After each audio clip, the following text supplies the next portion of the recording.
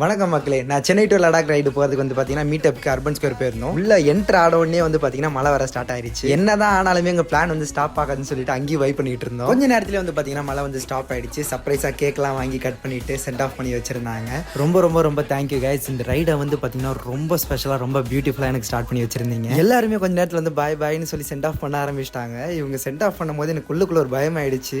இன்னும் இவ்வளோ நாள் ட்ராவல் பண்ண போகிறோம், இவங்கெல்லாம் நம்ம கூட இருக்க மாட்டாங்கன்னு சொல்லும் போது ரொம்ப பயம் வர ஆரம்பிச்சிருச்சு எனக்கு. கொஞ்ச நேரத்தில் வந்து பார்த்தீங்கன்னா சிட்டிலேருந்து கிளம்பி ஹைவே ரீச் ஆயிட்டோம். நம்ம கிராஸ் பண்ண போகிற ஃபர்ஸ்ட் டோல்கேட் இதுதான். இன்னும் பார்த்தீங்கன்னா ஒரு 5 to 6 days வந்து பார்த்தீங்கன்னா இதே ஹைவேல தான் டிராவல் பண்ண போகிறோம். நெல்லூரில் வந்து பார்த்தீங்கன்னா லாஸ்ட் ரைடில் காந்தலூர் ரைடில் வந்து ஒரு பர்சன் வந்து பார்த்தீங்கன்னா மீட் பண்ணுற மாதிரி சொல்லியிருக்காரு. அப்புறமா அவர் வந்து பார்த்தீங்கன்னா சிட்டிக்குள்ள கூட்டு போயிட்டு ஒரு நல்ல ஹோட்டலில் வந்து டிஃபன் வாங்கி கொடுத்தாரு. ரொம்பவே சூப்பராக இருந்துச்சு. ஊரா சுற்றி இதில் உனக்கு என்ன தாண்டா கிடைக்கும்லாம் நிறைய பேர் கேட்பாங்க.